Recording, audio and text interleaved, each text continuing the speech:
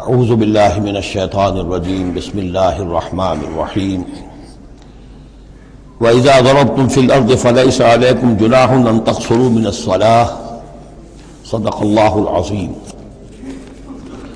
اب یہ پھر کچھ شریعت کے احکام آ رہے ہیں، گویا کہ خطاب کا رخ پھر اب مسلمانوں کی طرف، اہل ایمان کی طرف۔ شریعت کے احکام، عبادات سے متعلق تفاصیل۔ اور اے مسلمانوں، جب تم زمین میں سفر کرو تو کوئی حرج نہیں ہے تم پر، کوئی گناہ نہیں ہے کہ تم کچھ کم کر لیا کرو نماز میں۔ ان خفتم ان یفتنکم الذین کفروا، اگر تمہیں اندیشہ ہو کہ تم کو نقصان پہنچائیں گے کافر۔ ان الکافرین کانوا لکم عدوا مبینا، یقیناً یہ کافر تمہارے کھلے دشمن ہیں۔ یہ ہے قصر صلاۃ، لیکن صلاۃ الخوف کی حالت میں، جنگ کی حالت میں قصر کا حکم۔ اور اس میں بھی خاص طور پر جو صورتحال تھی کہ جب حضور کے ساتھ ہوتے تھے تو اب اگر شکل یہ ہوتی کہ آدھا آدھا لشکر علیحدہ علیحدہ نماز پڑھے اور پھر حضور ایک کے ساتھ نماز پڑھیں تو دوسروں کو محرومی کا احساس ہوتا۔ لہذا آپ دیکھیے کہ ایک بہت عمدہ تدبیر بتائی گئی۔ فَإِذَا كُنْتَ فِيهِمْ، تو اے نبی جب آپ بھی ان کے اندر موجود ہوں، فَأَقَمْتَ لَهُمُ الصَّلَاةَ، اور آپ نے ان کے لیے نماز کھڑی کر دی ہو، فَلْتَقُمْ طَائِفَةٌ مِّنْهُمْ مَعَكَ، تو ان میں سے ایک گروہ کو تو کھڑے ہونا چاہیے آپ کے ساتھ۔ وَلْيَأْخُذُوا أَسْلِحَتَهُمْ، اور جو دوسرے ہیں وہ اپنا اسلحہ لے کر وہ چاق و چوبند رہیں۔ فَإِذَا سَجَدُوا فَلْيَكُونُوا مِن وَرَائِكُمْ، تاکہ جب تم سجدہ کرو، جو حضور کے ساتھ نماز پڑھ رہے سجدے میں جائیں تو وہ دوسرا گروہ جو ہے جو نماز میں شریک نہیں ہے وہ ان کی حفاظت کرے، کھڑے رہے ان کے پیچھے۔ وَلْتَأْتِ طَائِفَةٌ أُخْرَىٰ، اب اس کے بعد ہوتا کیا تھا کہ حضور نے ایک رکعت نماز پڑھا دی اور آپ بیٹھے رہے، دوسری رکعت کے لیے اٹھے نہیں۔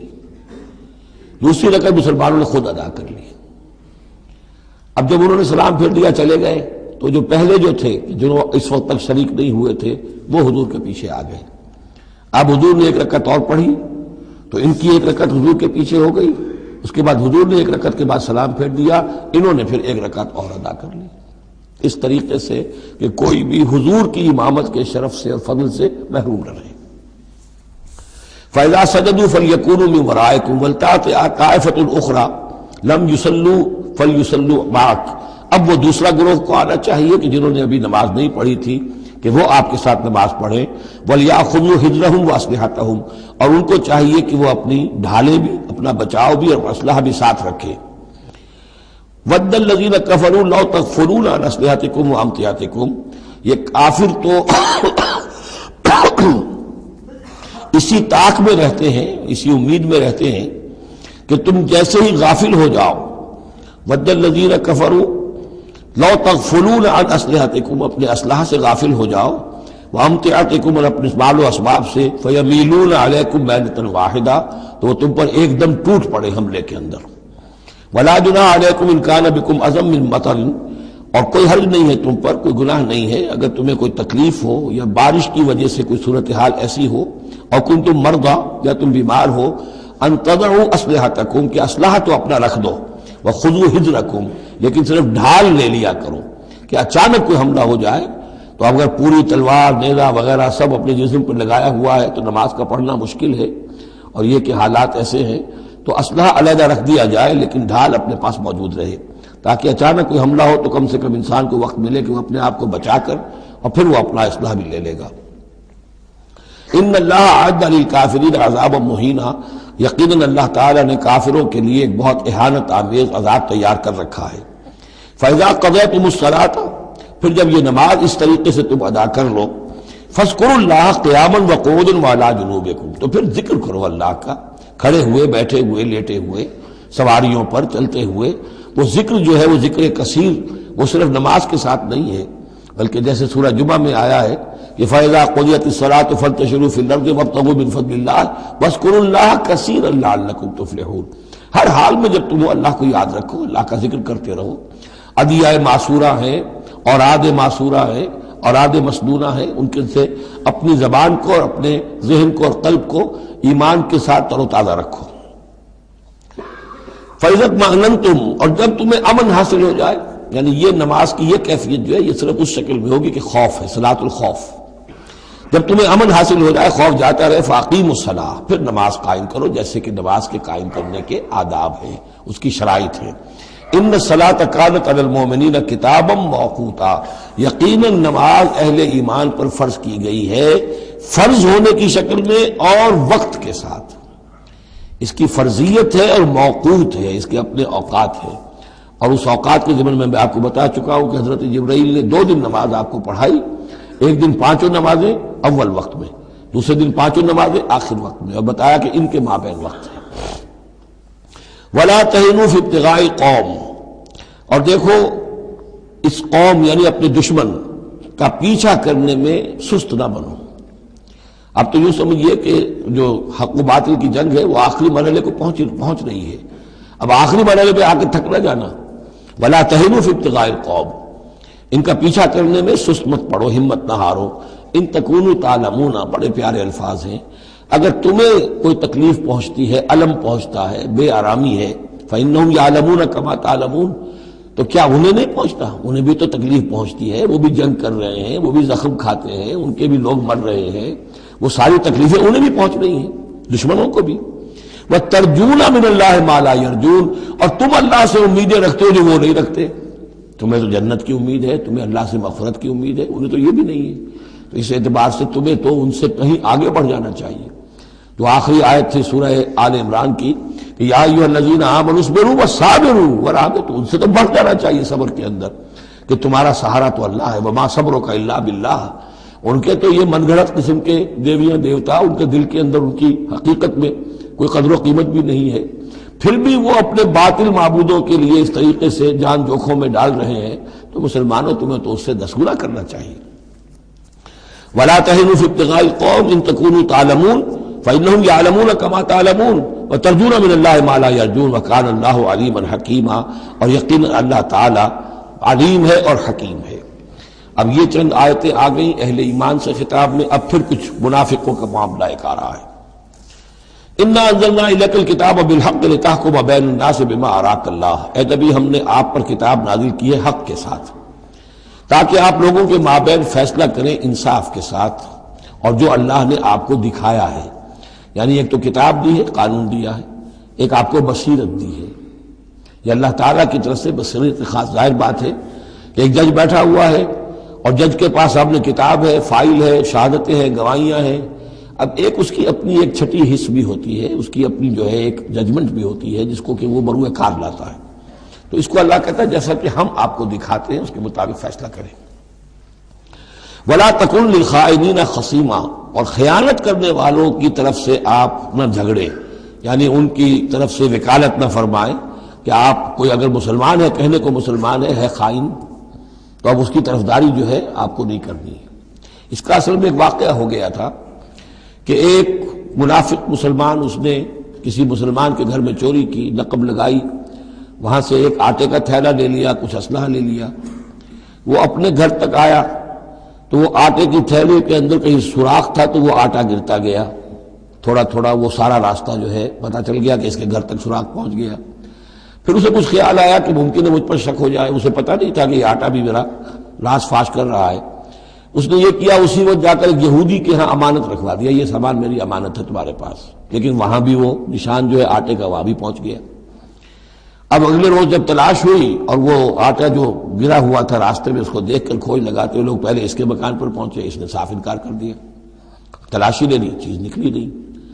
اب انہوں نے دیکھا تو وہ آگے جا رہے ہیں نشان، وہ وہاں پہنچ گئے، یہودی کے ہاں برآمد ہو گیا۔ یہودی نے کہا ٹھیک ہے یہ مال ہے، یہ رات رکھے یہاں پر حفاظت کے لیے رکھ گیا تھا۔ اب یہاں پہ جھگڑا ہو گیا کہ اس کے جو قوم کے لوگ تھے، اس کے گھرانے کے لوگ، اس منافق مسلمان کے، ان کا نہیں یہ جھوٹ بولتا ہے، یہ یہودی چور ہے۔ اب وہ یہودی کا اور مسلمان جو منافق تھا اس کا مقدمہ تھا جو حضور کے سامنے آیا، اور پوری قوم، اس کا پورا گھرانہ جو ہے، وہ قبیلہ اس کا جو ہے وہ آ گیا شور مچاتے ہوئے اور قسمیں کھاتے ہوئے، ہمارا یہ آدمی تو بہت نیک ہے، اس پر خامخواہ یہ جھوٹا الزام لگ رہا ہے اور یہ ہے اور وہ ہے، یہاں تک کہ کچھ حضور کا دل بھی پسیجنے لگا اس شخص کے بارے میں۔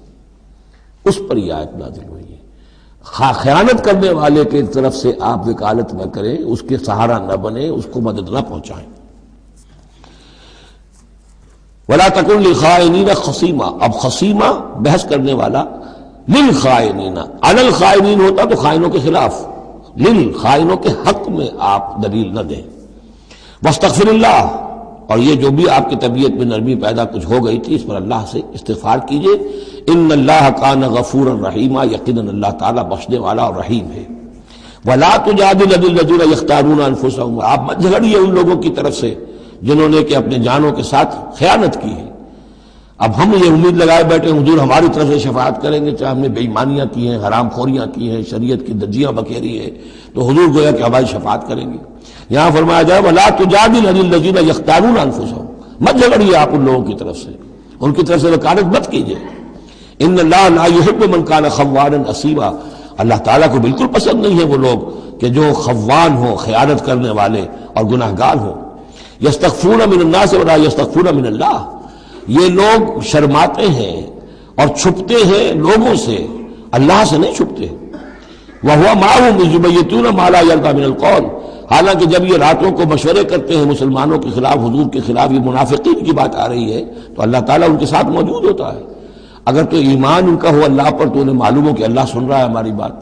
یہ مسلمانوں سے ڈرتے ہیں، خفیہ رکھتے ہیں اپنی باتوں کو، ان بدبختوں کو یہ خیال نہیں ہے کہ اللہ وہ تو ہر وقت ہمارے پاس موجود ہے۔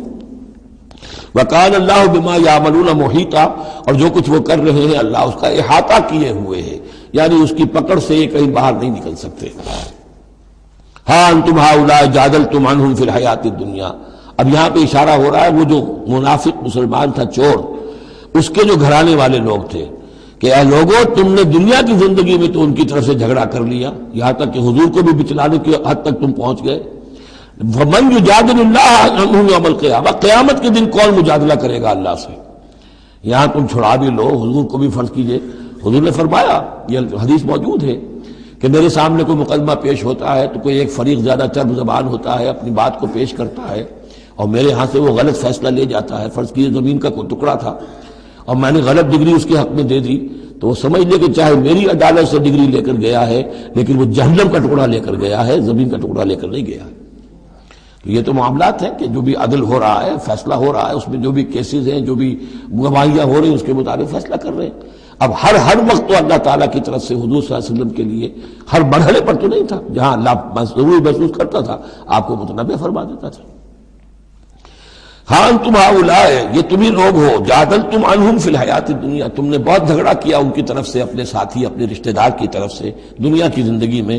فمن یجادل اللہ عنہم یوم القیامہ، تو کون ہے جو اللہ سے جھگڑا کر سکے گا ان کی جانب سے قیامت کے دن؟ ام من یکون علیہم وکیلا، یا کون ہوگا جو اس کا کارساز بن سکے گا، ان کا وکیل بن سکے گا؟ وَمَن يَعْمَلْ سُوءًا أَوْ يَظْلِمْ نَفْسَهُ، اور جو کوئی بری حرکت کرے گا یا اپنے اوپر ظلم ڈھائے گا، ثُمَّ يَسْتَغْفِرِ اللَّهَ، اور پھر اللہ سے استغفار کرے گا، يَجِدِ اللَّهَ غَفُورًا رَحِيمًا، وہ اللہ کو پائے گا غفور الرحیم۔ سیدھی روش ہے، غلطی ہو گئی، خطا ہو گئی، مان لو، جو دنیاوی سزا ہے وہ بھگت لو، اللہ سے استغفار کرو، آخرت کی سزا سے چھٹکارا مل جائے۔ اب اس سے بھی آگے ہے معاملہ، وَمَن يَكْسِبْ إِثْمًا فَإِنَّمَا يَكْسِبُهُ عَلَى نَفْسِهِ، جو کوئی بھی کوئی گناہ کماتا ہے وہ اپنی جان پر وبال لیتا ہے۔ وَكَانَ اللَّهُ عَلِيمًا حَكِيمًا، اللہ تعالیٰ علیم اور حکیم ہے۔ وَمَن يَكْسِبْ خَطِيئَةً أَوْ إِثْمًا ثُمَّ يَرْمِ بِهِ بَرِيئًا، اور یہ معاملہ تو بہت بڑھ کر ہے کہ کسی نے کوئی گناہ کمایا، کوئی خطا کی، کوئی غلطی کی، کوئی جرم کیا، پھر اس کی تہمت لگا دی ایسے شخص پر جو بری ہے۔ یہودی تو بری تھا، اس کو سزا دلوانے کے لیے سب تل گئے، تو ثم یرمی بہ بریئا، جو بری ہے اس سے، اس کا کوئی تعلق نہیں، اس کا اس میں کوئی گناہ میں حصہ نہیں، فقد احتمل بہتانا واسما مبینا، تو اس نے تو اپنے سر پر بہت بڑا طوفان اور بہت کھلا کھلا گناہ کا بوجھ لے لیا ہے۔ ولولا فضل اللہ علیک، اب یہ حضور سے خطاب ہو رہا ہے کہ اس معاملے میں اگر اللہ تعالیٰ نے بروقت آپ کو مطلع نہ کر دیا ہوتا، ولولا فضل اللہ علیک ورحمتہ لہمت طائفۃ منہم ان یضلوک، تو ان میں سے ایک گروہ ان منافقین میں سے وہ تو اس کے اوپر تل گیا تھا کہ آپ کو گمراہ کر دے، یعنی آپ سے غلط فیصلہ کروا لے، عدالت محمدی سے ظلم ہو جائے، اور وہ جو اصل میں مجرم نہیں تھا، بے گناہ جو ہے یہودی، اس کو پکڑ لیا جائے۔ ولولا فضل اللہ علیک ورحمتہ لہمت طائفۃ منہم ان یضلوک وما یضلون الا انفسہم، حقیقت میں وہ نہیں گمراہ کر رہے مگر اپنے آپ کو، وما یضرونک من شیء، اور اے نبی وہ آپ کو نقصان نہیں پہنچا سکیں گے، یعنی ہم ایسے مواقع پہ بر وقت آپ کو مطلع کرتے ہیں۔ وانزل اللہ علیک الکتاب والحکمہ، اور اللہ نے آپ پر کتاب نازل کی ہے اور حکمت نازل کی ہے، وعلمک ما لم تکن تعلم، اور وہ ساری باتیں آپ کو سکھائی ہیں جو آپ نہیں جانتے تھے، وکان فضل اللہ علیک عظیما، اور یقیناً اللہ کا فضل آپ پر بہت بڑا ہے۔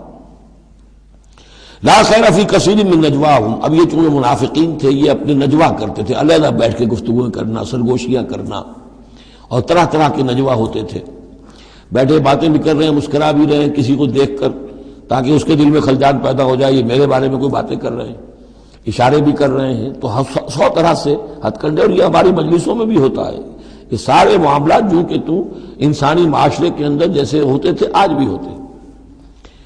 لا خیر فی کثیر من نجواہم، یہ جو نجوا کرتے ہیں، سرگوشیاں کرتے ہیں، ان میں سے اکثر میں کوئی خیر نہیں ہے، الا من امر بصدقۃ، ہاں ایک بات ہو سکتی ہے، خاموشی سے کسی کو علیحدگی میں لے جا کر کسی صدقے کی اس کو تلقین کی جائے کہ بھائی دیکھو تمہیں اللہ نے غنی کیا ہے، یہ محتاج ہے میں جانتا ہوں، تو علیحدگی بجائے اس کے کہ پبلک میں اس سے بات کرو، اسے علیحدہ جا کے سمجھاؤ، یہ اچھی بات ہے۔ او معروف، یا کسی اور نیکی کا حکم دے، او اصلاح بین الناس، یا لوگوں کے معاملات کو درست کرنے کے لیے، دو بھائی جھگڑ پڑے ہیں تو اب کرنا پڑتا ہے یہ کہ ایک سے جا کر بات سنیے، پھر اس کی بات جو ہے اس کو اچھی شکل میں پیش کیجئے دوسرے بھائی کے پاس کہ آپ کو مغالطہ ہوا، انہوں نے یہ بات یوں نہیں کہی تھی یوں کہی تھی، اس طریقے سے جو بھی کوئی ہو رہا ہو علیحدہ علیحدہ خفیہ گفتگو، تو اس میں کوئی حرج نہیں ہے۔ وَمَن يَفْعَلْ ذَلِكَ ابْتِغَاءَ مَرْضَاتِ اللَّهِ، جو شخص اس طرح کا نجوا کرے گا، اس طرح کی سرگوشی کرے گا اللہ تعالیٰ کی رضا جوئی کے لیے، فَسَوْفَ نُؤْتِيهِ أَجْرًا عَظِيمًا، ان کو تو ہم اللہ تعالیٰ جو ہے ہم دیں گے بہت بڑا اجر۔ وَمَن يُشَاقِقِ الرَّسُولَ، اور جو رسول کی مخالفت پر تلا ہوا ہے، یہ نجوا کر رہا ہے مخالفت میں، سازشیں، سرگوشیاں، بھڑکا رہا لوگوں کو، دیکھو جی یہ کر دیا، یہ کر دیا، اپنے لوگوں کے لیے یہ کر دیا۔ غزوہ حنین میں ہوا، غزوہ حنین میں چونکہ بہت سے مسلمان وہ تھے مکے کے جو اسی وقت ایمان لائے تھے فتح مکہ کے بعد، اب بہت شریک تھے وہ اس جنگ کے اندر حنین میں، مال غنیمت میں حضور نے ان کی دلجوئی کے لیے جسے تالیف قلب کہتے ہیں ذرا زیادہ مال دے دیا، اس پر لوگوں نے شور مچا دیا۔ دیکھو جی جب کڑے وقت تھے، مشکل وقت تھے تو ہم، اب جب یہ اچھا وقت آیا ہے تو اپنے رشتہ دار یاد آ گئے، مکے والے ظاہر بات ہے رشتہ دار تو تھے، بات تو غلط نہیں ہے، قبیلہ تھا قریش کا۔ یہ 100 طرح کی باتیں جو آج ہوتی ہیں وہی ہوتی تھی ہمیشہ، یہ انسان کی فطرت جو ہے اس میں کوئی تغیر و تبدل نہیں ہوا ہے۔ وَمَن يُشَاقِقِ الرَّسُولَ مِن بَعْدِ مَا تَبَيَّنَ لَهُ الْهُدَىٰ، اور جو رسول کی مخالفت پر تل گیا اس کے بعد کہ اس پر ہدایت واضح ہو چکی، وَيَتَّبِعْ غَيْرَ سَبِيلِ الْمُؤْمِنِينَ، اور وہ اہل ایمان کے راستے کے سوا کوئی راستہ اختیار کرے، نُوَلِّهِ مَا تَوَلَّىٰ، ہم بھی اسی کی طرف اس کا رخ کر دیتے ہیں جو رخ اس نے اختیار کر لیا ہو، وَنُصْلِهِ جہنم، اور ہم اسے پہنچائیں گے جہنم میں، وَسَاءَتْ مَصِيرًا، اور وہ بہت بری جگہ ہے جانے کی اور لوٹنے کی۔ یہ آیت بڑی اہم ہے اس اعتبار سے کہ امام شافعی رحمۃ اللہ علیہ یہ کہتے ہیں کہ میں نے اجماع کا جو معاملہ ہے قرآن مجید سے تلاش کرنے کی کوشش کی اور مجھے نہیں ملا، یعنی اللہ کے اطاعت یہ تو ٹھیک ہے جو قرآن میں آیا ہے وہ قانون کا ایک سورس ہے، حضور کا فرمان، حضور کی سنت سورس ہے، اسی طرح اجتہاد وہ بھی سمجھ میں آ گیا، یہ اجماع کی شے کا نام ہے، قرآن میں کہیں ذکر نہیں آیا۔ تو کہتے ہیں کہ میں نے 300 مرتبہ پورا قرآن پڑھا شروع سے آخر تک، صرف اس ایک مسئلے کو سامنے رکھ کر کہ مجھے اجماع کے لیے کوئی دلیل قرآن سے ملے، تب اس آیت پر آ کر 301ویں مرتبہ پھر نگاہ جمی، وَيَتَّبِعْ غَيْرَ سَبِيلِ الْمُؤْمِنِينَ، یعنی گویا کہ اہل ایمان کا جو راستہ ہے جس پر اجماع ہو گیا اہل ایمان کا، یہ خود اپنی جگہ ایک بہت بڑی سند ہے، اس لیے کہ حضور نے فرمایا میری امت ضلالت پر کبھی جمع نہیں ہوگی۔ تو جن چیز پر اجماع ہو جائے وہ گویا کہ وہ خود اپنی جگہ پر وہ اس کو ایک حیثیت حاصل ہو جاتی ہے، اوتھینٹسٹی۔ ان اللہ لا یغفر ان یشرک بہ، دوبارہ پھر وہ آیت آ گئی، اللہ تعالیٰ ہرگز نہیں بخشے گا اس سے کہ اس کے ساتھ شرک کیا جائے، ویغفر ما دون ذلک، اور بخش دے گا اس کے سوا جو کچھ ہے اس سے کمتر ہے، لمن یشاء، جس کو چاہے گا، یہ بھی کوئی فری لائسنس نہیں۔ ومن یشرک باللہ فقد ضل ضلالا بعیدا، اور جو شرک کرتا ہے اللہ کے ساتھ تو وہ تو پھر گمراہ ہو گیا اور گمراہی میں بھی بہت دور نکل گیا۔ ان یدعون من دونہ الا اناثا، اب یہاں گویا کہ پہلی مرتبہ آپ دیکھ رہے ہیں کہ وہ مشرکین مکہ کی بات بھی ہو رہی ہے۔ نہیں پکار رہے یہ اللہ کے سوا مگر مؤنث کو، عورتوں کو، اس لیے کہ ان کی دیویاں جو ہیں لات، عزا، منات، لات الہ کی مؤنث ہے، لات، لا اور لات، اور عزا العزیز کا مؤنث ہے، العزیز، العزا، منات، یہ سب جو ہے فیمنن نیمز ہیں۔ ان یدعون من دونہ الا اناثا، نہیں پکار رہے وہ مگر یہ فیمیل ڈیٹیز کو۔ وَإِن يَدْعُونَ إِلَّا شَيْطَانًا مَرِيدًا، اور نہیں پکار رہے یہ مگر در حقیقت شیطان کو پکار رہے ہیں۔ لات کا کوئی وجود نہیں، منات کا کوئی وجود نہیں، ہاں شیطان ضرور ہے جو ان کی پکار سن رہا ہے۔ لعنہ اللہ، اللہ نے اس پر لعنت فرما دی ہے۔ وقال، اور اس نے بھی یہ کہا ہے، لَأَتَّخِذَنَّ مِنْ عِبَادِكَ نَصِيبًا مَفْرُوضًا، اے اللہ میں تیرے بندوں میں سے ایک تو مقرر حصہ تو لے کر ہی چھوڑوں گا، مجھ کو تو اپنے ساتھ جہنم میں پہنچاؤں گا۔ ہم تو ڈوبے ہیں صنم، ان کو بھی لے ڈوبیں گے، ان کو بھی ہم نے چھوڑنا نہیں ہے۔ لعنہ اللہ وقال لأتخذن من عبادك نصیبا مفروضا ولأضلنهم، میں تو لازماً ان کو بہکاؤں گا، ولأمنینهم، ان کے دلوں میں بڑی امیدوں کے چراغ روشن کروں گا، بڑے برائٹ کیریئرز ہیں اس میں، بڑی بڑی تمنائیں ہیں، آرزویں ہیں، لگے رہو اسی کام کے اندر۔ پھر امانیہ ہیں، اللہ بخشی دے گا، اللہ، ہم تو اللہ کے رسول کے امتی ہیں، ہمیں خوف کس بات کا ہے، ہم تو اللہ کے بیٹے ہیں، اس کے بڑے چہیتے ہیں، ہمیں کس کا خوف ہے۔ اور پھر یہ کہ امیدیں بڑی بڑی، طول عمل جس کو کہتے ہیں، دنیا کے لمبے لمبے منصوبے۔ وَلَأُضِلَّنَّهُمْ وَلَأُمَنِّيَنَّهُمْ وَلَآمُرَنَّهُمْ، اور میں انہیں حکم دوں گا، فَلَيُبَتِّكُنَّ آذَانَ الْأَنْعَامِ، پھر میرے حکم سے یہ چوپایوں کے کان چیر دیں گے۔ تو میں بتا چکا ہوں سورہ انعام میں یہ باتیں ساری آئیں گی، فلاں کے نام پر ایک اونٹ کو اس کے کان چیر کر جو ہے آزاد کر دیا، اب اسے کوئی چھیڑ نہیں سکتا، اس کا گوشت نہیں کھایا جا سکتا، اس پر سواری نہیں ہو سکتی، فلاں بت کے یا فلاں ڈیٹی کے نام پر اس کو جو ہے چھوڑ دیا گیا ہے۔ وَلَآمُرَنَّهُمْ، اور میں پھر انہیں حکم دوں گا، فَلَا يُغَيِّرُنَّ خَلْقَ اللَّهِ، وہ اللہ کے خلق میں تبدیلی کریں گے۔ اب جو کچھ آپ دیکھ رہے ہیں کہ مردوں میں عورتوں کے سے انداز، عورتوں میں مردوں کے سے انداز اختیار کرنا، یہ سارا جو کچھ ہو رہا ہے اور اب جو ہو رہا ہے وہ تو یہ سمجھیے جینیٹکس جو ہے، اور اس میں اللہ کی تخلیق میں اب انسان اس جگہ پہنچ گیا ہے کہ وہ اپنا اختیار استعمال کر رہا ہے۔ اللہ کی تخلیق، اس کی سپیشیز بنائی ہوئی، اس کی جینز، اب انسان جو ہے اس کے ذریعے سے وہ سارا معاملہ جو آج پہنچا ہوا ہے بڑے ایک عجیب حد تک پہنچ گیا ہے کہ اللہ کی بنائی ہوئی چیزوں کے اندر تغیر و تبدل کیا جائے۔ وَمَنْ يَتَّخِذِ الشَّيْطَانَ وَلِيًّا مِّن دُونِ اللَّهِ فَقَدْ خَسِرَ خُسْرَانًا مُبِينًا، اور جس شخص نے بھی اللہ کو چھوڑ کر شیطان کو اپنا ولی بنا لیا، فَقَدْ خَسِرَ خُسْرَانًا مُبِينًا، تو وہ تو بہت کھلے خسارے میں اور تباہی میں مبتلا ہو گیا۔ یعدہم ویمنیہم، وہ ان سے وعدے بھی کرتا ہے، انہیں امیدیں بھی دلاتا ہے، شیطان جس کو ہم کہتے ہیں سبز باغ دکھاتا ہے۔ وما یعدہم الشیطان الا غرورا، اور نہیں وعدہ کرتا ان سے شیطان مگر دھوکے کا، وہ اپنے کسی وعدے کو پورا نہیں کر سکتا۔ اولئک مأواہم جہنم، یہ وہ لوگ ہیں کہ جن کا ٹھکانہ جہنم ہے۔ ولا یجدون عنہا محیصا، اور پھر وہ وہاں سے فرار کی کوئی جگہ نہیں پائیں گے، وہاں سے بھاگنے کا کوئی راستہ نہیں پائیں گے۔ والذین آمنوا، وہی سائملٹینیس کنٹراسٹ، اب دوسری طرف اہل ایمان کی شان کیا ہوگی؟ والذین آمنوا وعملوا الصالحات، جو لوگ ایمان لائیں اور نیک عمل کریں، سندخلہم جنات تجری من تحتہا الانہار، انہیں ہم عنقریب داخل کریں گے باغات میں جن کے نیچے نہریں بہتی ہوں گی، خالدین فیہا ابدا، جس میں وہ ہمیشہ ہمیشہ رہیں گے۔ وعد اللہ حقا، اللہ کا یہ وعدہ حق ہے، درست ہے، سچ ہے۔ ومن اصدق من اللہ قیلا، اور اللہ سے بڑھ کر کس کی بات سچی اور زیادہ ہو سکتی ہے؟ کون ہو سکتا ہے اپنے قول میں زیادہ سچا اللہ سے؟ لیس بامانیکم ولا امانی اہل الکتاب، اب یہاں پھر رخ پڑ رہا ہے مسلمانوں کی طرف۔ اے مسلمانوں، نہ تمہاری خواہشات پر کوئی شے موقوف ہے، نہ اہل کتاب کی خواہشات پر۔ تب بھی آ گئی کہ تمہارے اندر بھی یہ خواہشات پیدا ہو جائیں گی، وشفل تھنکنگ پیدا ہو جائیں گی، شفاعت کے دھوکے پر تم حرام خوریاں کرو گے، سب کچھ کرو گے، وہی جو کچھ انہوں نے کیا تم بھی کرو گے۔ لیکن جان لو کہ اللہ کا قانون جو ہے غیر متبدل ہے، وہ بدلے گا نہیں۔ لیسا بامانیکم، نہ تمہاری خواہشات سے، وشفل تھنکنگ سے، تمہاری امانی سے، تمہاری تمناؤں سے کچھ ہوگا، ولا امانی اہل کتاب، نہ اہل کتاب کی امانی سے۔ من یعمل سوءا یجز بہ، جو کوئی برا کام کرے گا اس کی جزا اسے مل کر رہے گی. بہت سخت الفاظ ہیں یہ، اگرچہ اس میں نرمی کا پہلو ہے، اس لیے کہ بعض اوقات بدی کی جگہ پر نیکی جو ہے وہ اس کو اثر کو دھو دے گی، لیکن اکاؤنٹ فار تو ہو گیا نا، مطلب یہ اکاؤنٹ فار ہو کر رہے گی عرش.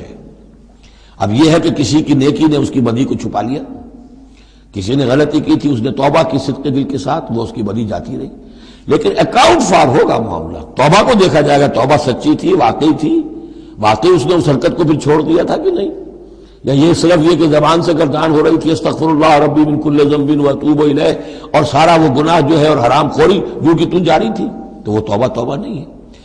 من یعمل سوءا یجز بہ ولا یجد له من دون اللہ ولیا ولا نصیرا، اور نہیں پائے گا وہ اللہ کے سوا نہ کوئی حمایتی، بلکہ یہاں ترجمہ ہوگا اللہ کے مقابلے میں نہ کوئی حمایتی پائے گا نہ کوئی مددگار. ومن یعمل من الصالحات من ذکر او انثی، اور جو کوئی عمل کرے گا نیکیوں کا، خواہ وہ مذکر ہو خواہ مؤنث ہو، مرد ہو یا عورت ہو، وہو مومن، ہو مومن صاحب ایمان، فاولئک یدخلون الجنۃ ولا یظلمون نقیرا، تو یہ وہ لوگ ہیں کہ جو جنت میں داخل ہوں گے اور ان کی کوئی حق تلفی تل کے برابر بھی نہیں کی جائے گی. ومن احسن دینا ممن اسلم وجهہ للہ وهو محسن، اس سے بہتر دین کس کا ہوگا جس نے نمبر 1 اپنا چہرہ اپنا سر اللہ کے سامنے جھکا دیا، اسلم، اسلام آ گیا، وہو محسن، اور یہ احسان، اس کے بعد اسلام ایمان احسان کے درجے تک پہنچ جائے، خوبصورتی کے ساتھ، خلوص کے ساتھ، للہیت کے ساتھ، پورے دین کا معاملہ، تفریق بین الدین نہیں، دین کے اندر جو ہے وہ حصہ بکھرا نہیں، ٹوٹل دین. ومن احسن دینا ممن اسلم وجهہ للہ وهو محسن واتبع ملۃ ابراہیم حنیفا، اور اس نے پھر پیروی کی دین ابراہیم کی یکسو ہو کر، یا ابراہیم کی جو یکسو تھا. واتخذ اللہ ابراہیم خلیلا، اور اللہ نے تو ابراہیم کو اپنا دوست بنا لیا تھا. وللہ ما فی السماوات وما فی الارض، اللہ ہی کے لیے جو کچھ کہ ہے آسمانوں میں اور جو کچھ کہ ہے زمین میں. وکان اللہ بکل شیء محیطا، اور یقیناً اللہ تعالی ہر شے کا احاطہ کیے ہوئے ہے. اب جو حصہ آ رہا ہے یہ وہی مسلمانوں سے خطاب ہے، لیکن اس میں ایک استدراک سمجھیے کہ جو شروع میں کچھ آیتیں آئی تھیں خواتین کے معاملے میں، یتیم عورتوں کے معاملے میں، ان سے نکاح کے معاملے میں یا طلاق کے معاملے میں، اب اس میں کچھ وضاحتیں، کچھ سوالات مسلمانوں کی طرف سے ہوئے، مزید وضاحتیں طلب کی گئیں تو اللہ نے یہ وضاحتیں نازل کی ہیں. اور یہاں پر ساتھ یہ فرما دیا وَيَسْتَفْتُونَكَ فِي النِّسَاءِ، اے نبی یہ آپ سے عورتوں کے بارے میں سوال کر رہے ہیں، بات پوری طرح ان پر کھلی نہیں ہے، واضح نہیں ہوئی ہے. قُلِ اللَّهُ يُفْتِيكُمْ فِيهِنَّ، ٹھیک ہے کہہ دیجئے اے نبی ان سے، اللہ تمہیں فتویٰ دیتا ہے، بتاتا ہے، وضاحت کرتا ہے ان کے بارے میں. وَمَا يُتْلَىٰ عَلَيْكُمْ فِي الْكِتَابِ مِنْ يَتَامَى النِّسَاءِ، اب وہ آیت نمبر 3 کے اندر بات واضح ہو گئی، قرآن نے ثابت کر دیا کہ وہاں جو کہا تھا کہ وَإِنْ خِفْتُمْ أَلَّا تُقْسِطُوا فِي الْيَتَامَى، تو یتامى النساء مراد تھی وہاں پر، کہ اگر تمہیں اندیشہ یہ ہو کہ یتیم لڑکیوں سے شادی کرو گے تو ان کے ساتھ انصاف نہیں کر سکو گے، اس لیے کہ ان کی طرف سے یہ ہے نہیں جو ان کے حقوق کا پاسدار ہو اور تم سے کوئی باز پوچھ کر سکے ان کی طرف سے، تو پھر ان سے شادی مت کرو، بلکہ تم اور جو عورتیں ہیں شادی اگر کرنی ہے ایک سے زائد تو ما طاب لکم من النساء مثنی وثلاث ورباع، شادی کرو. تو یہاں فرمایا وہ تھا عورتوں کی، یتیم عورتوں کے بارے میں وہ حکم تھا، ما یتلی علیکم، جو تمہیں سنایا گیا، جو سنایا جا رہا ہے کتاب میں، فی یتامی النساء، ان عورتوں کے بارے میں کہ جو یتیم ہیں، وہ عورتیں یا لڑکیاں، لا تؤتونہن ما کتب لہن، تم دیتے نہیں ہو انہوں جو اللہ نے ان کے لیے لکھ دیا ہے.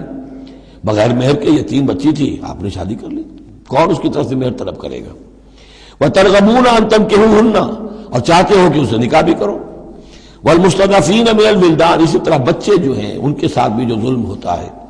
وان تقوموا للیتامى بالقسط، اور وہ جو ہم نے تمہیں اتنی تفصیل سے احکام دیے ہیں کہ یتیموں کے معاملے میں انصاف پر کاربند رہو. وما تفعلوا من خیر فإن اللہ کان بہ علیما، اور جو خیر بھی تم کرو گے اللہ اس سے واقف ہے، تمہاری نیتوں کو جانتا ہے. تو وہ احکام ہے، بنیادی ہدایات دے دی گئی ہیں، اور اس میں اس سے اضافی شے جو ہے وہ یہ ہے کہ تمہاری نیت صاف ہونی چاہیے.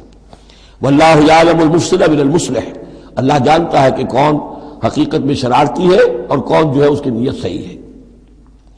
وَإِنِ امْرَأَةٌ خَافَتْ مِنْ بَعْلِهَا نُشُوزًا، اب دیکھیے ایک نشوز عورت کے لیے آیا تھا کہ اگر واللاتی تخافون نشوزہن، وہ عورتیں، وہ بیویاں کہ جو سرکشی کر رہی ہیں، حکم نہیں مان رہی ہیں، تابعداری نہیں کر رہی ہیں، زدم زدہ پر اڑی ہوئی ہیں، ان کے بارے میں تو آ چکا تھا شروع میں۔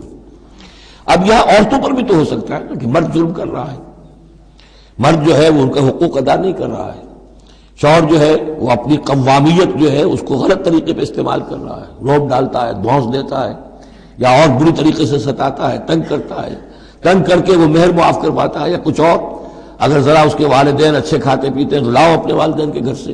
یہ ساری گندگیاں جو ہمارے معاشرے میں ہوتی ہیں اور عورتیں بیچاری اس میں پستی ہیں، اور وہ جو چکی کے دو پارٹوں کے مابین۔ وَإِنِ امْرَأَةٌ خَافَتْ مِنْ بَعْلِهَا نُشُوزًا، اور اگر کسی عورت کو اپنے شوہر سے اندیشہ ہو جائے کہ وہ زیادتی کرے گا، وہ زیادتی کر رہا ہے اور وہ اس کے حقوق ادا نہیں کر رہا، او اعراضاً، یا اب وہ اس کی طرف میلان ہی نہیں رکھتا، اب وہ گویا کہ بیوی ہے ہی نہیں، اس کی طرف کوئی میلان نہیں، کوئی نئی شادی رچائی ہے اور سارا جو ہے توجہ جو ہے وہ اب نئی نویلی دلہن کی طرف ہے، اور اعراضاً جی بھر گیا، توجہ ہٹ گئی، فلا جناح علیہما، تو ان دونوں پر کوئی الزام نہیں ہوگا، ان یصلحا بینہما صلحا، کہ وہ آپس میں بیٹھ کر صلح کر لیں۔ صلح سے مراد یہاں پر اپنا معاملہ طے کر کے اور عورت خلا کر لے، بس صلح خیر۔ لیکن خلا کرنے میں جیسا کہ ہم پڑھ چکے ہیں، عورت کو مہر چھوڑنا پڑے گا، لیا تھا تو کچھ واپس کرنا پڑے گا۔ والصلح خیر، صلح اچھی ہے۔ وأحضرت الانفس الشح، البتہ جو انسانی نفس ہے اسے لالچ جو ہے اس پر مسلط رہتا ہے۔ مرد چاہے گا میرا پورا مہر واپس کرو، عورت چاہے گی کہ مجھے کچھ بھی واپس نہ کرنا پڑے۔ وَإِن تُحْسِنُوا، یہ آ چکا ہے سورہ بقرہ کے اندر، یہ مضامین آ چکے ہیں۔ وَإِن تُحْسِنُوا، اگر تم نیکی کرو، تم مرد ہو، تم مردانگی کا ثبوت دو، اس معاملے کے اندر نرمی کرو، ان کا حق جو ہے زیادہ رکھو۔ وَتَتَّقُوا فَإِنَّ اللَّهَ كَانَ بِمَا تَعْمَلُونَ خَبِيرًا، اور تم تقویٰ کی روش اختیار کرو تو جان لو کہ اللہ تعالیٰ تمہارے تمام اعمال سے باخبر ہے۔ وَلَن تَسْتَطِيعُوا أَن تَعْدِلُوا بَيْنَ النِّسَاءِ، اچھا وہاں یہ آیت بھی آئی تھی کہ وَإِنْ خِفْتُمْ أَلَّا تَعْدِلُوا فَوَاحِدَةً، اگر تمہیں اندیشہ یہ ہو کہ تم اپنی بیویوں پہ اگر ایک سے زائد ہیں، دو ہیں، تین ہیں، چار ہیں، تو عدل نہیں کر سکو گے، تو پھر ایک ہی پر اکتفا کرو، پھر دوسری شادی مت کرو۔ تمہیں اطمینان ہے، تمہیں اپنے اوپر یہ اعتماد ہے کہ تم یہ عدل کر سکتے ہو، تب دوسری شادی کرو، ورنہ نہیں۔ لیکن اب اس میں جیسا کہ میں نے عرض کیا تھا کہ کچھ چیزیں تو ہوتی ہیں گنتی کی، ناپ تول کی، اس میں تو عدل ہو سکتا ہے، لیکن ایک قلبی میلان جو ہے اس کے اندر تو ظاہر بات ہے انسان کے اختیار میں نہیں ہے۔ حضور صلی اللہ علیہ وسلم نے اپنی تمام ازواج کے لیے ہر چیز گن گن کر، یعنی باریاں بھی مقرر تھیں آپ کی شب باشی کی، دن میں بھی اب آپ ایک چکر لگاتے تھے عصر اور مغرب کے درمیان، تو تھوڑی تھوڑی دیر ہر اپنی زوجہ محترمہ کے پاس ٹھہرتے تھے، کہیں تھوڑی دیر بھی زیادہ ہو جاتی تو کھلبلی مچ جاتی تھی، آج وہاں کیوں ٹھہر گئے، آج زینب کے پاس زیادہ وقت کیوں لگ گیا، آج فلاں کیا ہو گیا، وہاں شہد دیا گیا تھا وہ شہد پی رہے تھے تو اس وجہ سے دیر لگ گئی۔ تو حضور سے جب کہا گیا اشارے کنائے سے آپ نے قسم کھا لی اچھا میں آئندہ کبھی شہد نہیں پیوں گا، حضور نے اللہ تعالیٰ نے ٹوک دیا کہ حضور یہ کیوں آپ قسم کھا رہے ہیں، لما تحرم ما احل اللہ لک تبتغی مرضات ازواجک۔ تو یہ چیزیں جو ہوتی ہیں انسانی معاشرے میں، بہرحال بہت بہتر معاملہ تھا، بہت بہتر تھا حضور کی ازواج مطہرات کا آپس میں، لیکن یہ کہ بالکل ظاہر بات ہے کہ کچھ نہ کچھ تو شوق ناپا جو ہوتا ہے اس کے کوئی نہ کوئی اثرات تو ہوتے ہیں، یہ عورت کی فطرت ہے، اس کے اندر اختیار میں نہیں ہے۔ تو یہ چیزیں جو ہے فرمایا کہ اگر تم وَلَن تَسْتَطِيعُوا أَن تَعْدِلُوا بَيْنَ النِّسَاءِ، تمہارے لیے ممکن ہی نہیں ہے کہ تم عورتوں کے مابین انصاف کر سکو۔ مراد کیا ہے؟ قلبی میلان، یہ حدیث کے اندر واضح ہو گیا۔ اور حضور فرمایا کرتے تھے کہ اللہ جو بھی چیزیں ہیں میں نے اس میں پورا عدل کیا ہے، باقی جہاں تک میرے دل کا میلان کا تعلق ہے مجھے امید ہے تو مجھ سے مواخذہ نہیں کرے گا، یہ ہے ظاہر بات ہے۔ لیکن اگر تم چاہو بھی تو تم عدل نہیں کر سکتے۔ وَلَن تَسْتَطِيعُوا أَن تَعْدِلُوا بَيْنَ النِّسَاءِ وَلَوْ حَرَصْتُمْ، چاہے تم کتنے حریص ہو اس کے، نہیں کر سکتے۔ فَلَا تَمِيلُوا كُلَّ الْمَيْلِ، تو ایسا نہ ہو کہ ایک کی طرف پورے کے پورے جھک جاؤ، میلان، میل، کل المیل، ایک ہی کی طرف پورا میلان ہو جائے، فَتَذَرُوهَا كَالْمُعَلَّقَةِ، کہ دوسری بیوی معلق ہو کر رہ جائے، اب نہ وہ شوہر والی ہے اور نہ آزاد ہے، اس سے کوئی تعلق ہی نہیں۔ وَإِن تُصْلِحُوا وَتَتَّقُوا، اگر تم اصلاح کر لو اور تقویٰ کی روش اختیار کرو، فَإِنَّ اللَّهَ كَانَ غَفُورًا رَحِيمًا، تو اللہ تعالیٰ بھی غفور الرحیم ہے۔ وَإِن يَتَفَرَّقَا، اب یہ بہت اہم موضوع ہے کہ ہمارے ہاں طلاق کے بارے میں جو یہ مشہور ہو گیا صحیح ہے، ان ابغض الحلال عند اللہ الطلاق، یہ حلال چیزوں میں سب سے زیادہ اللہ کو ناپسند جو ہے وہ طلاق ہے، لیکن اسے کفر کے درجے تک پہنچایا ہوا ہے۔ لڑائی چل رہی ہے، جھگڑا چل رہا ہے، مزاجوں میں موافقت نہیں ہے، ایک دوسرے کو کوس رہے ہیں، دن رات کا جھگڑا ہے، طلاق نہیں دینی۔ یہ احمقانہ طرز عمل ہے، بالکل احمقانہ، شریعت کی منشا کے بالکل خلاف۔ یہاں آپ دیکھیں کہ ایک طرح کی ترغیب ہے طلاق کی، ترغیب۔ وَإِن يَتَفَرَّقَا، اب اگر وہ متفرق ہو جائیں، علیحدہ ہو جائیں، سیپریشن جو آپ استعمال کرتے ہیں، سیپریٹ ہو جائیں، یغنی اللہ کلا من سعتہ، اللہ دونوں کو اپنی کشادگی کشائش سے غنی کر دے گا۔ ہو سکتا ہے اس عورت کو بھی کوئی بہتر رشتہ مل جائے کہ جو اس سے اس کے ساتھ مزاجی موافقت رکھنے والا ہو، اور اس شوہر کو بھی اللہ تعالیٰ کوئی بہتر بیوی دے دے کہ جس کے اور اس کے درمیان جو ہے مزاج کے اندر موافقت پیدا ہو جائے۔ تو یہ کہ عدم موافقت ہے، لڑتے رہنا ہے، دنگا فساد ہے، لیکن یہ کہ وہ طلاق نہیں دینی ہے، یہ ہندوانہ اثرات ہیں ہم پر نمبر ایک، اور دوسرے عیسائیانہ اثرات ہیں۔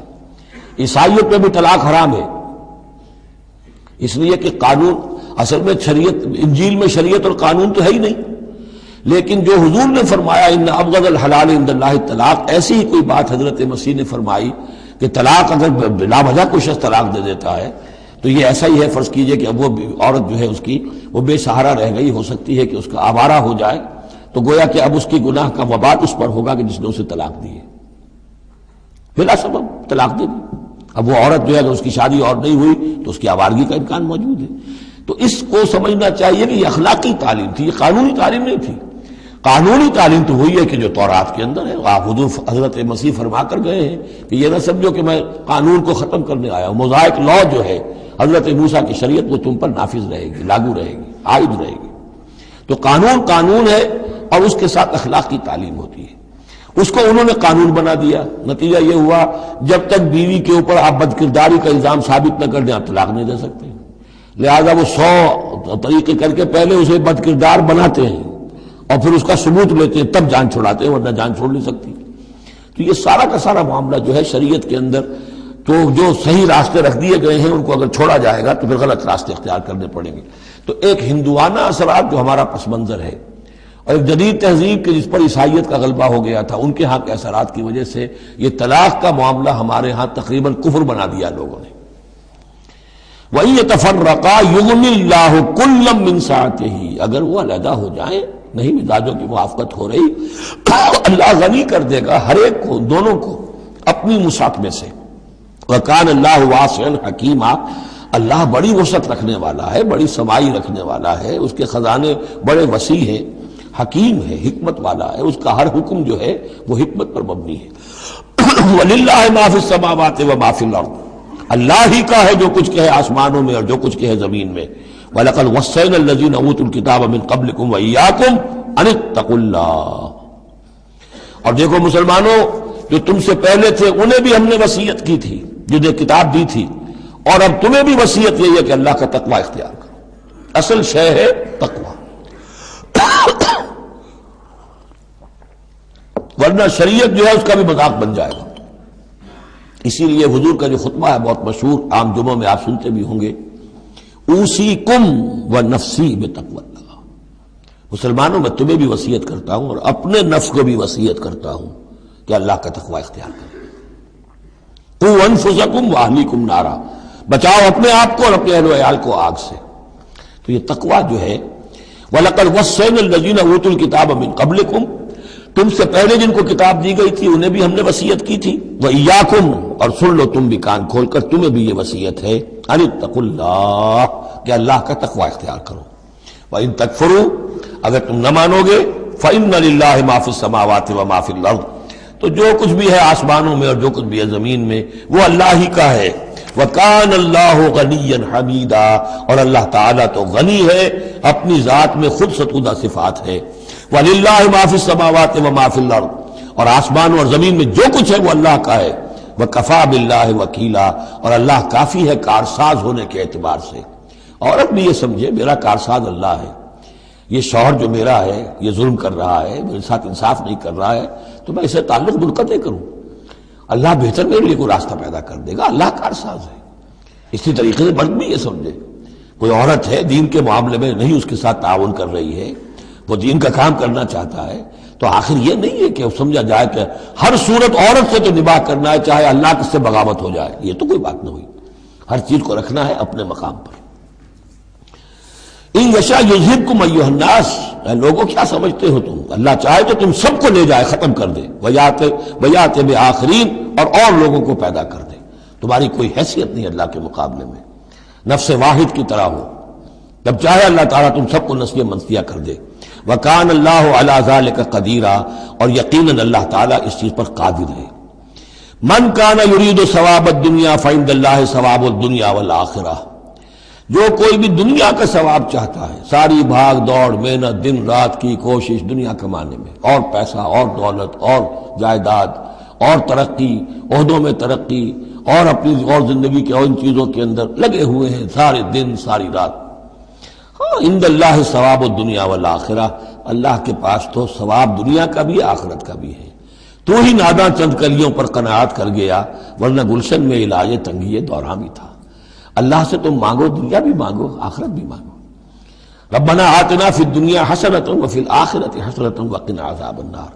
اللہ کے ساتھ اپنے معاملے کو درست کرو، خلوص و اخلاص کے اوپر اپنا تعلق استوار کرو، اس کی طرف سے جو ذمہ داریاں ہیں انہیں ادا کرو، پھر یہ کہ اللہ تعالیٰ دنیا سے بھی نوازے گا۔ من کان یرید ثواب الدنیا فعند اللہ ثواب الدنیا والآخرہ وکان اللہ سمیعا بصیرا، اور اللہ تعالیٰ سب کچھ سننے والا اور دیکھنے والا ہے۔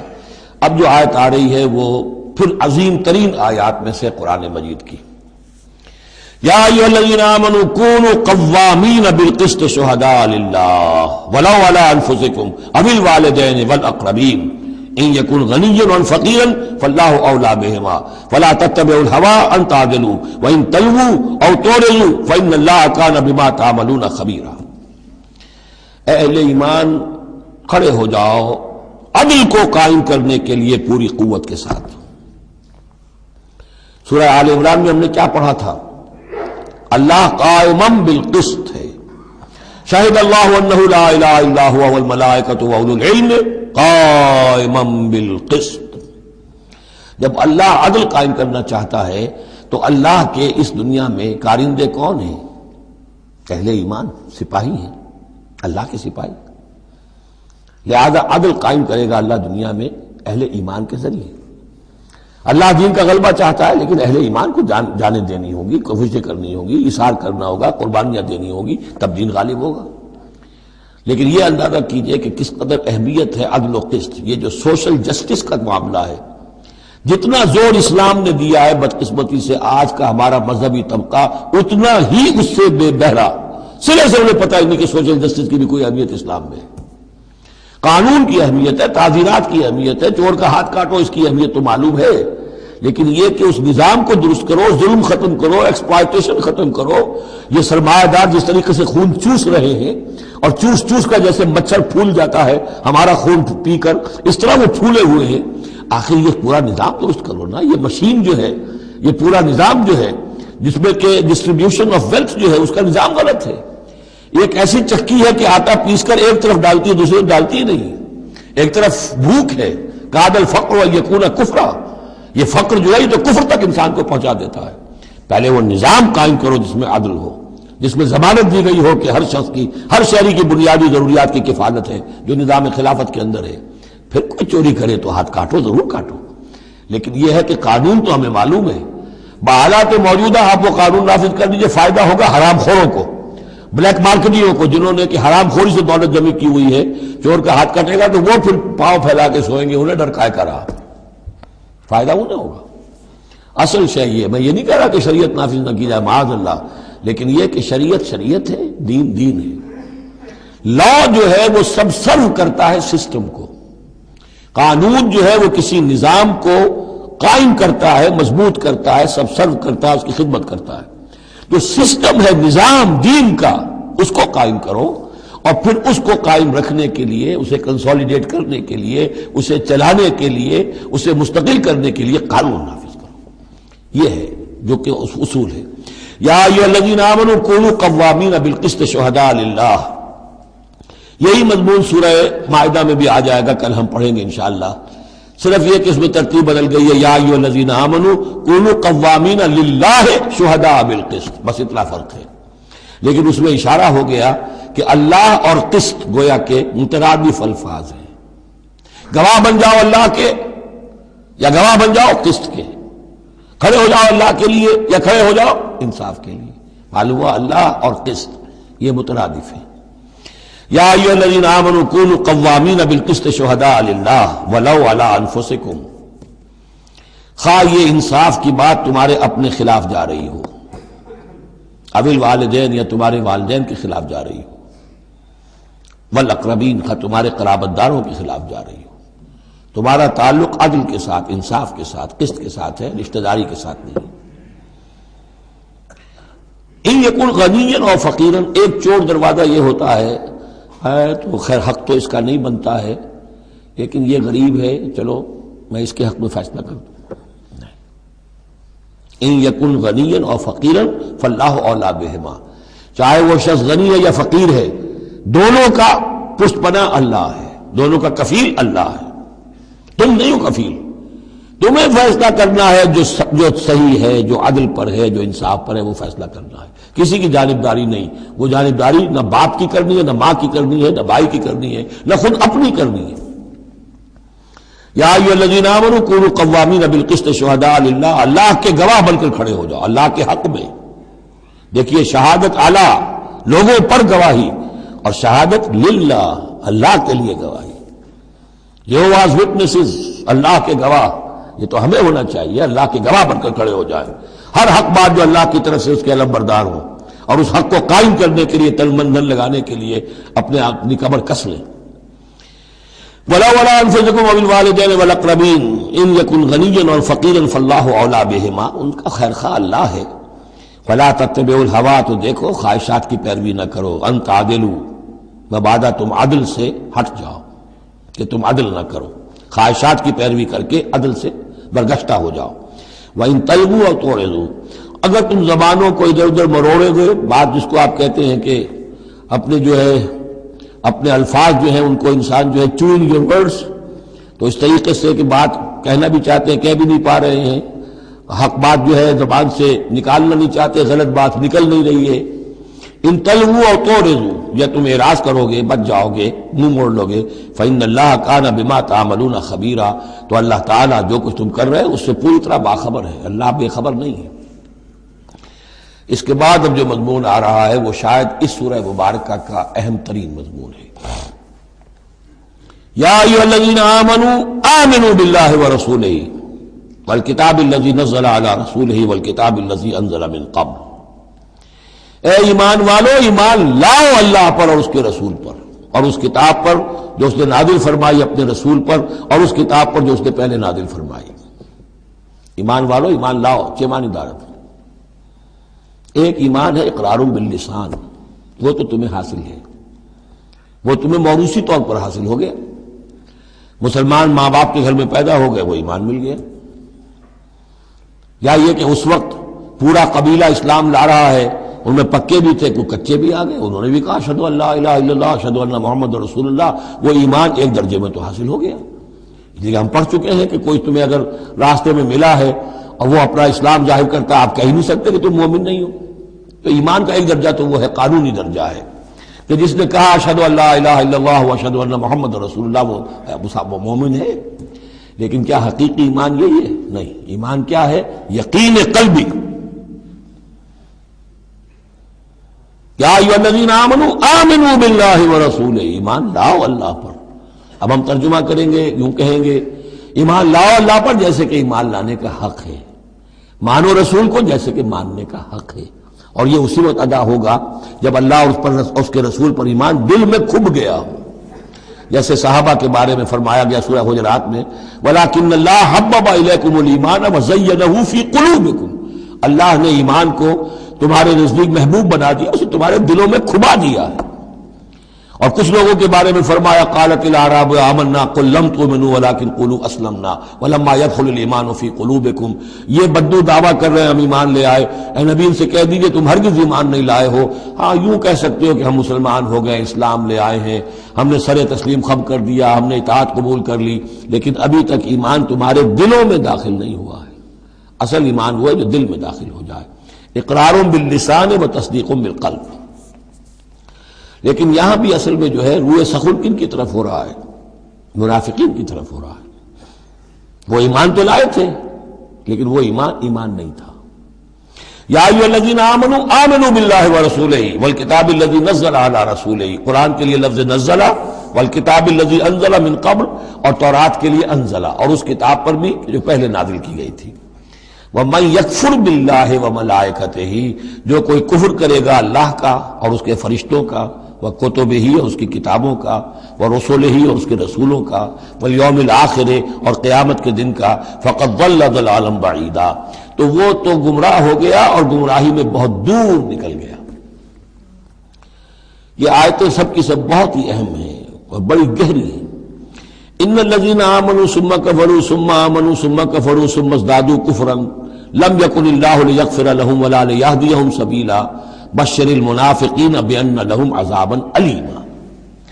دیکھیے یہ منافقت کا معاملہ کیا تھا کہ ایسا نہیں تھا کہ ایک ہی دن میں آدمی منافق ہو گیا. ایک تو تھے وہ جو شعوری منافق تھے، جو فیصلہ کر کے، جو ہم سورہ آل عمران میں پڑھ آئے ہیں، صبح ایمان کا اعلان کریں گے، شام کو ہم پھر کافر ہو جائیں گے، مرتد ہو جائیں گے. تو معلوم ہوا ایمان انہیں نصیب ہوا ہی نہیں، اور انہیں بھی معلوم تھا کہ ہم مومن نہیں ہیں، ہم ایمان لائے نہیں ہیں، تو دھوکہ دے رہے ہیں. یہ شعوری منافق ہوا.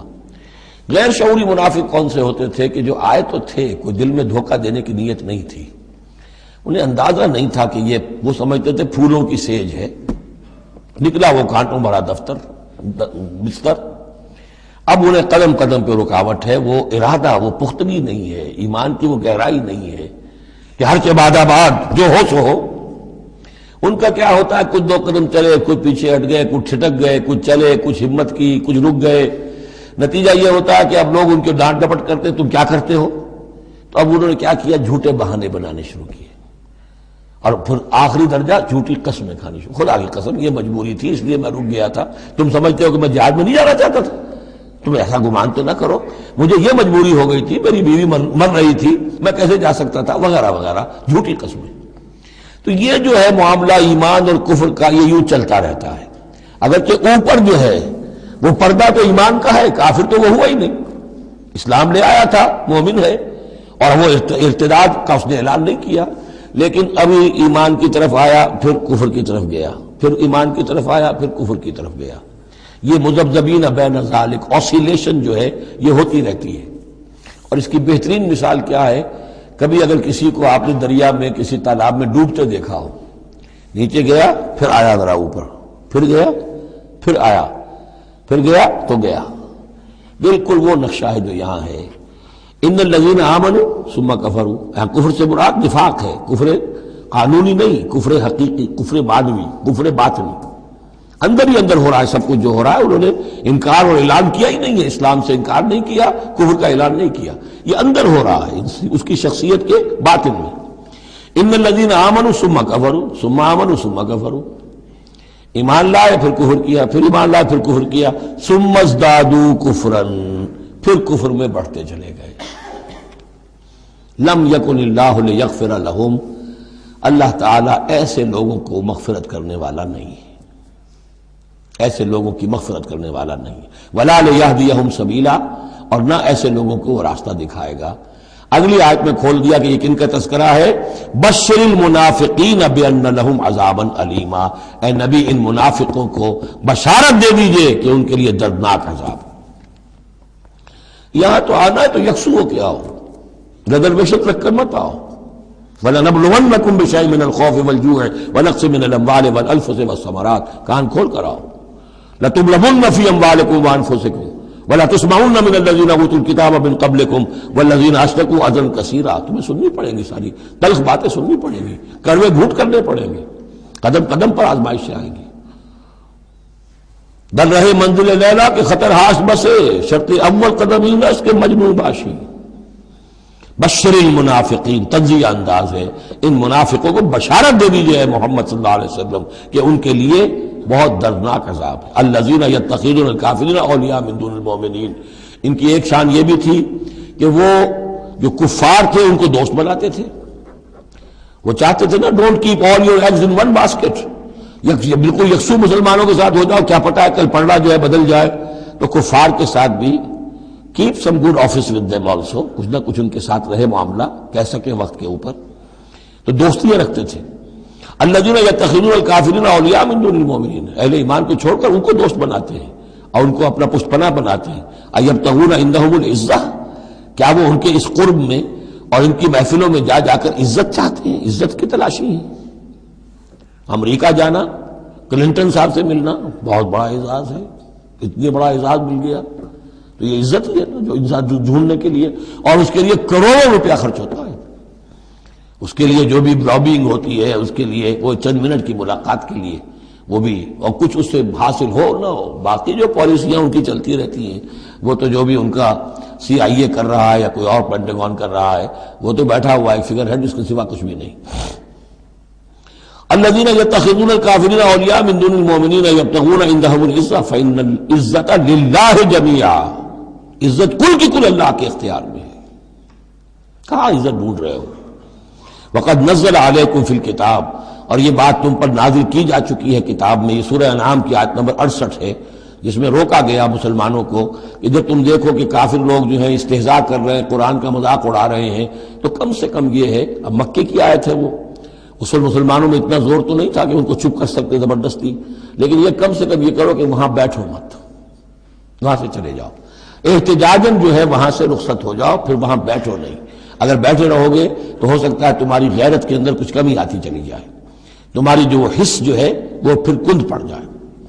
تو اسی کا حوالہ دیا جا رہا ہے، وقد نزل علیکم، اللہ اتار چکا ہے تم پر فی الکتاب، اسی کتاب میں قرآن میں، ان اذا سمعتم آیات اللہ یکفر بہا، جب تم سنو کہ اللہ کی آیات کا کفر کیا جا رہا ہے، وہ یستہزأ بہا، اور ان کا مذاق اڑایا جا رہا ہے، فلا تقعدوا معہم، تو ان کے ساتھ مت بیٹھو، حتی یخوضوا فی حدیث غیرہ، یہاں تک کہ پھر وہ کسی اور بات میں لگ جائیں، پھر دوبارہ آ جاؤ، کوئی حرج نہیں، کوئی اور بات ہے، اس لیے کہ بہرحال ان کو کوئی نے تبلیغ کرنی ہے، ان سے گفتگو کرنی ہے، تعلق منقطع نہیں کرنا، لیکن جب وہ یہ حرکت کر رہے ہو تب ان کے قریب مت بیٹھو۔ انکم اذا مثلہم، اگر تم بھی بیٹھے رہو گے اس وقت اسی حالت میں ان کے ساتھ، تو پھر تم بھی ان جیسے ہو جاؤ گے۔ ان اللہ جامع المنافقین والکافرین فی جہنم جمیعا، یقیناً اللہ تعالیٰ جمع کر کے رہے گا منافقوں کو بھی اور کافروں کو بھی جہنم میں، سب کو۔ الذین یتربصون بکم، وہ جو تمہارے لیے ایک انتظار کی حالت میں ہیں، دیکھنا چاہتے ہیں، دیکھیے اونٹ کس کروٹ بیٹھتا ہے، تیل دیکھو، تیل کی دھار دیکھو، آخری فتح مسلمانوں کو ہوتی ہے یا کفار کو ہوتی ہے، دونوں کے ساتھ کچھ نہ کچھ تعلقات رکھو، تاکہ وقت جو بھی ہو، جو بھی صورتحال سچویشن جو بھی ہو جائے، ہم اس کے اندر اپنے بچاؤ کی کوئی شکل کر لیں۔ تو الذین یتربصون بکم، وہ تمہاری طاق میں ہیں، منتظر ہیں، سوچ رہے ہیں۔ فَإِن كَانَ لَكُمْ فَتْحٌ مِّنَ اللَّهِ، تو اگر تمہیں فتح مل جاتی ہے اللہ تعالیٰ کے فضل و کرم سے، قَالُوا أَلَمْ نَكُن مَّعَكُمْ، وہ آ جائیں گے، ہم بھی تو آپ کے ساتھ تھے، مسلمان تھے، ہمارا بھی حصہ نکالیے مال غنیمت میں سے۔ وَإِن كَانَ لِلْكَافِرِينَ نَصِيبٌ، اور اگر کوئی حصہ پہنچ جائے کافروں کو، کوئی فتح انہیں وقتی طور پر حاصل ہو جائے، ان کا پلڑا بھاری ہو جائے، قالوا، تو وہ کہے کہ اپنے ان کافروں ساتھیوں سے، أَلَمْ نَسْتَحْوِذْ عَلَيْكُمْ، کیا ہم نے آپ کا گھیراؤ نہیں کر لیا تھا، ہم نے آپ کو بچایا ہوا تھا کہ یہ مسلمان جو ہیں، ہم تو اوٹ بنے ہوئے تھے اصل میں، آپ سمجھتے ہیں مسلمانوں کے ساتھ ہو کر ہم جنگ کرنے آئے تھے، نہیں، ہم اس لیے آئے تھے کہ مسلمانوں کے حملوں سے آپ کو بچائیں۔ أَلَمْ نَسْتَحْوِذْ عَلَيْكُمْ وَنَمْنَعْكُمْ مِنَ الْمُؤْمِنِينَ، ہم نے تو بچایا ہے آپ کو مسلمانوں سے۔ فَاللَّهُ يَحْكُمُ بَيْنَكُمْ يَوْمَ الْقِيَامَةِ، تو اللہ ہی فیصلہ کرے گا تمہارے مابین قیامت کے دن۔ وَلَن يَجْعَلَ اللَّهُ لِلْكَافِرِينَ عَلَى الْمُؤْمِنِينَ سَبِيلًا، اور اللہ تعالیٰ کافروں کو اہل ایمان کے مقابلے میں راہیاب نہیں کرے گا۔ ان المنافقون یخادعون اللہ وهو خادعهم، یہ منافق اللہ کو دھوکہ دینے کی کوشش کر رہے ہیں اور اللہ انہیں دھوکہ دے رہا ہے۔ وَإِذَا قَامُوا إِلَى الصَّلَاةِ قَامُوا كُسَالَىٰ، جب نماز کے لیے بھی کھڑے ہوتے ہیں تو کسل بندی کے ساتھ کھڑے ہوتے ہیں، طبیعت میں بشاشت نہیں ہوتی۔ یراؤون الناس، لوگوں کو دکھاوے کے لیے، ولا یذکرون الا قلیلا، ولا یذکرون اللہ الا قلیلا، اور نہیں ذکر کرتے حقیقت میں اللہ کا مگر بہت کم۔ بارک اللہ لی و لکم فی القرآن العظیم ونفعنی وإیاکم بالآیات والذکر الحکیم۔